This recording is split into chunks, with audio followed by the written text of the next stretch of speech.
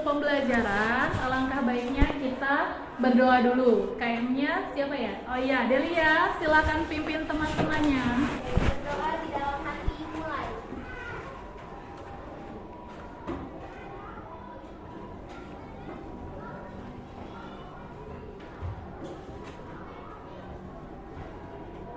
Selesai. Hari ini siapa yang tidak masuk? Tia. Tia. Kenapa Tia? Keterangannya apa? Izin. Ibu absen dulu ya. Alvarez, Anggi, Hadir. Anissa, Ari. Ari kemana? Ari sakit. Ada suratnya tidak? Dava, Delia, Hadir. Gilar, Irham, Jelita, Luluvia, Mauren, Alvin, Fajar, Raski, Novita, Nur Afni, Raffi, Revina, Hadir. Revan, Revan sakit. Revan sakit, Rita, Shalwa, Siva, Hadir. Siti Nuraini, Hadir. Tia, Hadir. Zami, Suci, Hadir. Fitri, dan Iman. Oke, jadi yang sakit hari ini ada 2 orang. Nah, coba duduknya dirapikan. Sudah rapi, silakan dibuka buku tulisnya. Silakan rapikan tempat duduknya. Sudah? Nah, kemarin kalian membahas apa? Tentang apa kita? Betul. Nah, sekarang ibu mau nanya nih. Sebelumnya, kenapa tadi ketika kita sebelum melaksanakan aktivitas alangkah baiknya itu berdoa dulu? Ada yang tahu? Agar dilancarkan Ya, agar kita selalu mensyukuri kehadiran Allah Subhanahu wa Ta'ala. Baik, untuk seluruh peserta didik, coba dicek tugas yang kemarin mengenai teks cerpen. Ya, ada yang masih bingung tidak? Atau misalnya ada yang belum paham, belum tahu mengenai cerpen? Cerpen itu apa sih?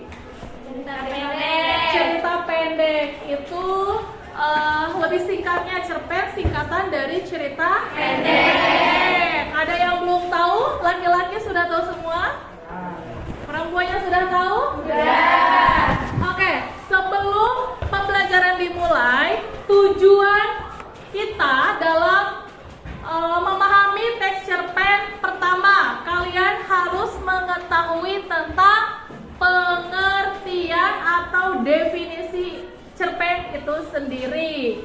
Yang kedua, dalam cerpen itu ada yang namanya struktur.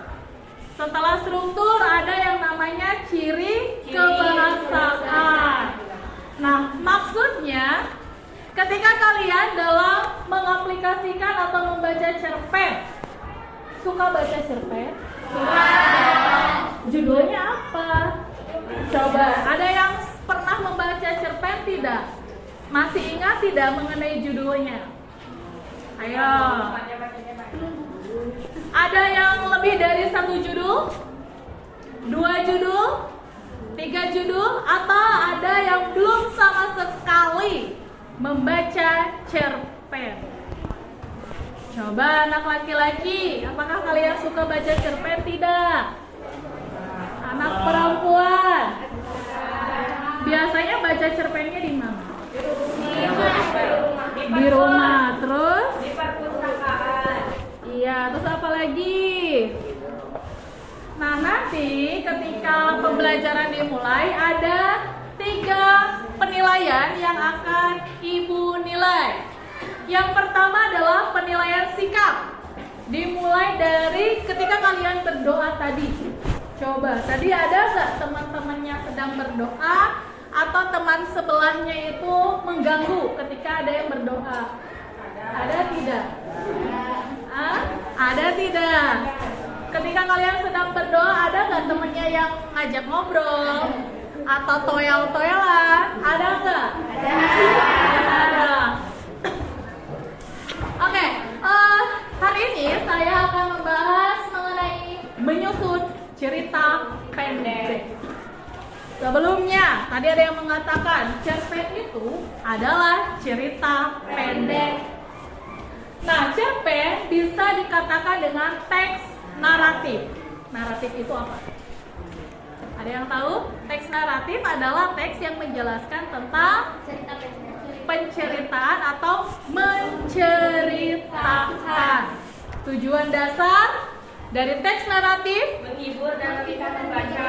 betul. Nah, untuk menghibur, contohnya, apakah sebuah cerpen ketika penulis menuangkan gagasan atau ceritanya ke dalam tulisan, itu pasti tujuannya adalah untuk menghibur atau memikat pembacanya agar lebih menarik? Atau misalnya nih, ada tidak cerpen yang menceritakan kisah pribadi?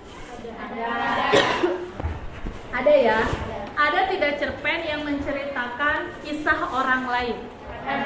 Ada, tergantung dari penulisnya. Kemudian yang kedua, fungsi sosial naratif adalah menceritakan kisah atau peristiwa.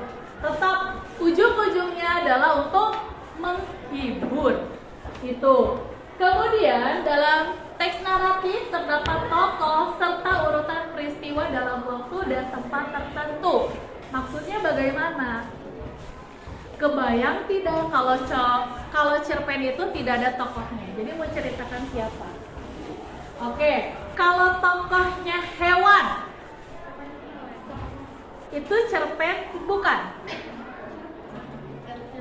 Kalau tokohnya kancil, gajah, singa, itu cerpen bukan? Kalau begitu apa bedanya cerpen dengan fabel? Iya. Tentang hewan, cerpen menceritakan tentang manusia. Jadi gimana nih? Kalau tokoh cerpennya adalah hewan, itu cerpen atau bukan? Bukan. Oke, jadi kalian sudah bisa membedakan mana yang cerpen, mana yang fabel. Nah, definisi, pembedaan, dan ciri-ciri cerpen. Kita akan masuk ke pembelajaran selanjutnya. Menurut yang sudah kalian pahami bahwa cerita pendek atau cerpen ini ada tiga teori. Yang pertama adalah menurut Burhan Nurgiantoro. Dijelaskan bahwa cerpen adalah sebuah cerita yang selesai dibaca dalam sekali duduk kira-kira berkisar antara setengah sampai 2 jam. Maksudnya adalah ketika cerpen dibaca itu memerlukan waktu yang lebih singkat dibanding cerita lain atau novel. Menurut H.B. Jasin, cerpen adalah sebuah cerita singkat yang harus memiliki bagian terpenting, yaitu perkenalan, pertikaian, dan penyelesaian. Dari ketiga ini, keempat ya? 3. Ada yang paham mengenai perkenalan itu apa? Orientasi.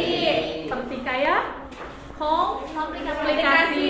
Dan penyelesaian? Resolusi. Betul. Menurut J.S. Badudu, cerpen adalah cerita yang hanya menjurus serta terfokus pada satu peristiwa saja. Maksudnya adalah ketika ada cerita pendek tentang atau berjudul Pohon Pengetahuan, itu kan hanya menceritakan satu latar saja, yaitu ada di hutan. Selanjutnya, yang sudah kalian sebutkan ada 4. Yang pertama orientasi, keduanya rangkaian peristiwa, ketiganya komplikasi, dan keempatnya adalah resolusi. Apa itu orientasi? Mengenai cerita. Kemudian rangkaian peristiwa, urutan peristiwa atau urutan dari kejadiannya. Yang ketiga, komplikasi adalah Puncak masalah. dan yang keempat resolusi adalah Penyelesaiannya. bagus. Nah, ciri-ciri cerpen. 1. Ringkas. Artinya apa ringkas? jumlah kata yang terbatas, merangkum cerita dalam format yang singkat. Kemudian yang kedua, fokus pada inti cerita. Berarti berfokus pada konflik dan perkembangan karakter utama tanpa memperluas plot. Plot itu apa? Jalan cerita secara berlebihan. Jadi yang namanya cerpen itu tokohnya tidak terlalu banyak, alurnya juga tidak terlalu banyak, settingnya juga tidak terlalu banyak. Kenapa? Karena untuk mengembangkan karakter utama dari cerita tersebut. Kemudian karakter terbatas. Karakter itu apa? Sifat. Kemudian yang keempat, penuh dengan imajinasi. Nah, dan yang materi terakhir adalah kaidah kebahasaan. Cerpen banyak mengandung verba, konjungsi, kalimat langsung, kalimat langsung, dan kalimat lampau. Cerpen memiliki ciri-cirinya antara lain sebagai berikut. Yang pertama, mengandung kalimat bermakna lampau. Contohnya apa? Zaman dahulu, kemudian beberapa tahun yang lalu, itu adalah contoh kalimat lampau atau yang sudah terjadi. Kemudian yang kedua, menyatakan urutan waktu. Ya tadi ya, adanya rangkaian peristiwa. Kemudian yang ketiga, menggunakan kata kerja atau verba. Contohnya apa? Meloncat, melirik, melihat, membaca, berlari, memasak, itu adalah kata kerja. Dan yang terakhir adalah menggunakan kalimat tak langsung seperti menanyakan, mengungkapkan, mengatakan bahwa, serta kalimat langsung berupa percakapan. Pernah tidak melihat atau membaca cerpen ada dialognya? Ada. Nah, hari ini kita buat kelompok, satu kelompoknya 4 orang. Yuk, siapa yang mau buat kelompok? Kelompoknya 4 orang. Apakah mau dicampur atau mau perempuan dengan laki-lakinya dicampur, atau mau perempuan-perempuan saja? Laki-laki, laki mau dicampur aja. Oke. Kita buat kelompok ya. Anggi pindah, Irham, Iman pindah ke sana. Oke.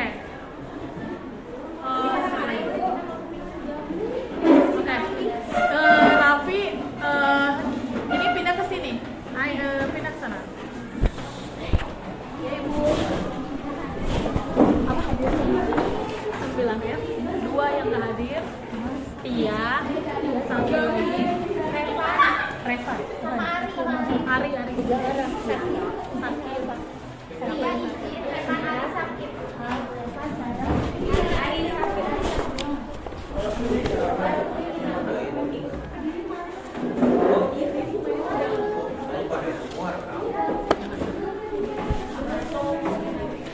Sudah? Apa ini pindah ke sini? Siapa itu Revina? Rita geserin ke dulu. Enggak, itu udah 3 ya. Pindah ke situ pin. Duduknya, ayo sayang, pindah ke Rita. Baik, coba dilihat tentang lembar kerjanya. Tadi Ibu sudah membagikan lembar kerja tiap-tiap kelompoknya. Di sana ada lembar kerja peserta didik yang pertama. Kalian silakan tuliskan tanggal. Hari ini adalah tanggal 13 November 2023. Silakan ditulis nama kelompoknya. Menggunakan nama lengkap ya, tidak boleh disingkat, tidak boleh pakai nama panggilan, harus nama lengkap kalian.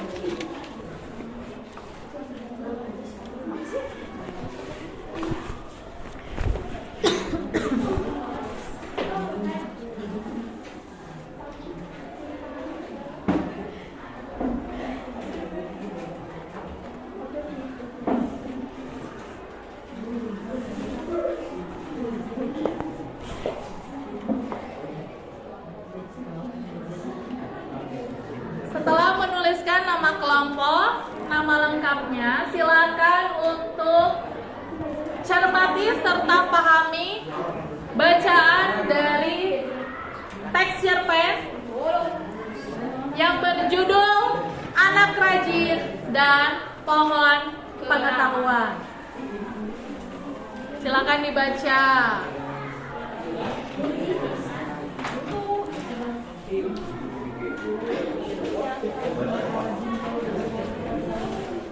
Dibaca ya, harus dibaca.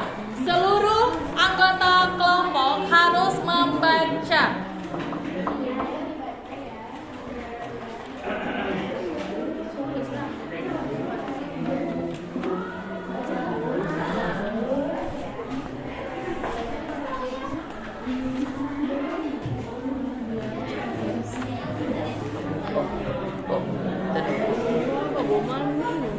Makanya nanti tulisannya Ternulis apa? tulisannya Ternulis. ada yang cepet sudah. Nah, dalam struktur cerpen ada 4: orientasi, rangkaian peristiwa, yang ketiganya komplikasi, dan yang keempatnya adalah resolusi. Silakan dikelompokkan. Mana yang termasuk orientasi, mana yang termasuk rangkaian kejadiannya, mana yang termasuk ke dalam komplikasi dan resolusi. Jadi tulisnya satu orang aja. Secara bergilir aja, iya betul. Langsung aja bergilir.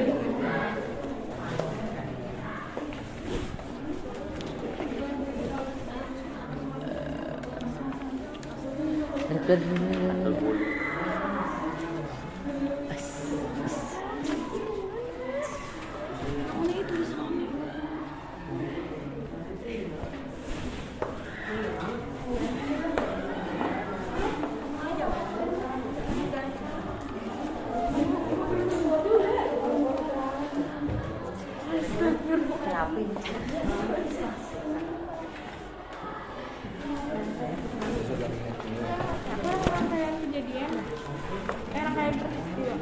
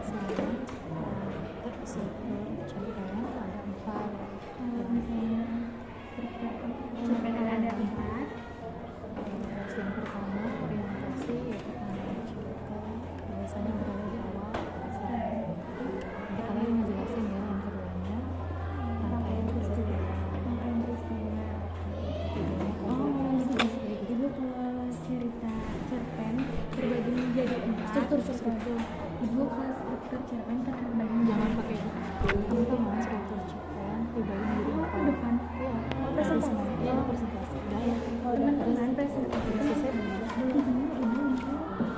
teman-teman struktur cerpen terbagi menjadi empat. Yang pertama orientasi, yaitu pengenalan cerita berada di awal paragraf biasanya. Biasanya berada di awal. Biasanya berada di depan.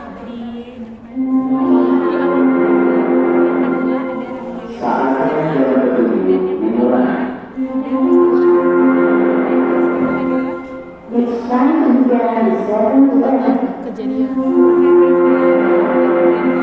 ketiga ada komplikasi, yaitu puncak masalah atau konflik. Nah, kalau sudah selesai, kita langsung ke tahapan selanjutnya. Yuk, kelompok mana yang mau membacakan hasil dari kelompoknya? Hasil analisis dari kelompoknya, siapa yang maju duluan? Silakan, kelompok Mauren, Fajar, dan Raffi.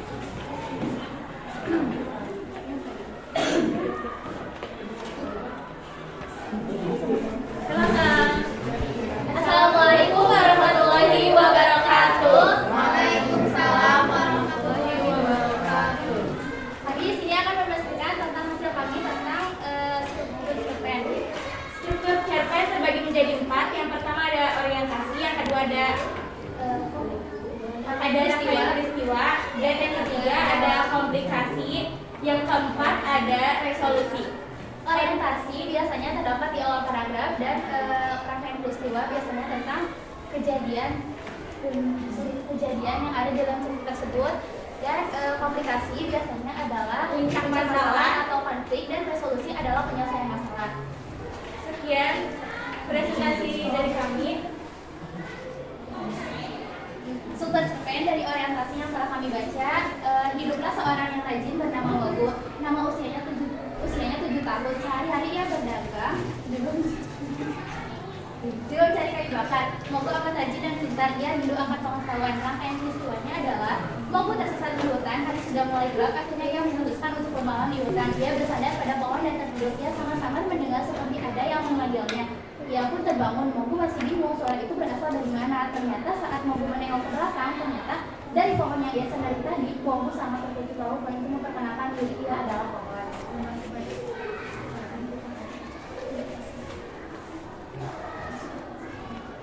sedikit aja. Tidak dibacanya. Dikasih ada pejabat yang iri padanya karena mau mendapat perhatian lebih.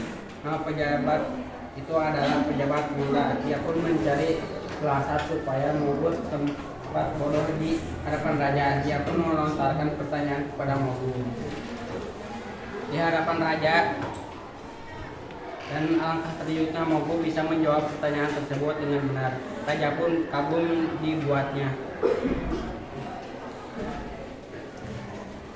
Yang keempat adalah penyelesaian masalah. Monde dan pasukannya mendapat hukuman. Ia tewas bersama batin. Sebelum meninggal, pohon pengetahuan memberikan buku kepada Mogu agar Mogu semakin bijaksana. Lalu bertahun-tahun kemudian, Raja mengangkat Mogu sebagai Raja baru. Sekian presentasi dari kami. Mohon maaf jika ada kesalahan. Wabillahi taufiq wal hidayah. Wassalamualaikum warahmatullahi wabarakatuh. Ya, selanjutnya siapa yang mau membacakan hasil analisis dari kelompoknya? Untuk kelompok lain juga, kamu harus menilai hasil pekerjaan dari kelompok yang sudah tampil ke depan. Silakan dinilai menurut penilaian kamu pribadi. Yuk, siapa? Kelompok Delia? Ayo maju ke depan. Ya, silakan Del, Iman.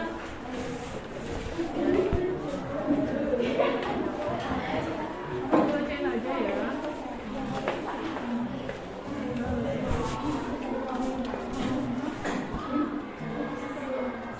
Assalamualaikum warahmatullahi wabarakatuh. Waalaikumsalam warahmatullahi wabarakatuh. Orientasi. Ada seorang anak yang rajin belajar, namanya Mogu berusia 7 tahun. Keseharian dia berladang. Mogu juga selalu mencari kayu bakar di hutan. Mogu hidupnya sebatang kara dan ia memiliki sikap rajin membaca. Rangkaian peristiwa. Saat itu Mogu tersebut tersesat di hutan.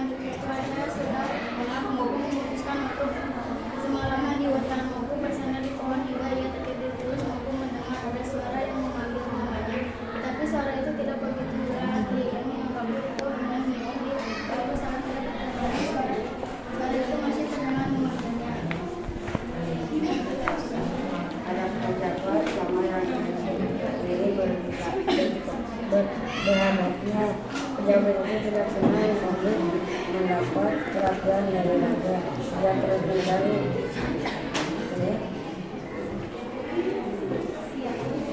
siasat agar menyambut bodoh di hadapan raja.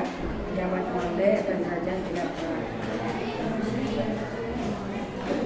percaya dengan jawaban dari pertanyaan pejabat Monde.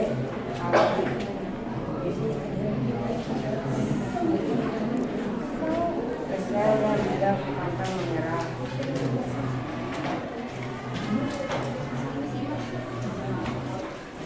Resolusi. Setelah Mogu berhasil menghancurkan pohon pengetahuan, Monde mengikutinya. Mendapatkan pertimbangan mereka tewas tersambar petir. Sekian presentasi dari kami. Wassalamualaikum warahmatullahi wabarakatuh. Waalaikumsalam warahmatullahi wabarakatuh. Nah, seluruh kelompok sudah tampil semua. Silakan untuk memberikan penilaian dari satu kelompok ke kelompoknya yang lain. Kira-kira berapa penilaian yang didapatkannya? Ya, sudah? Sudah?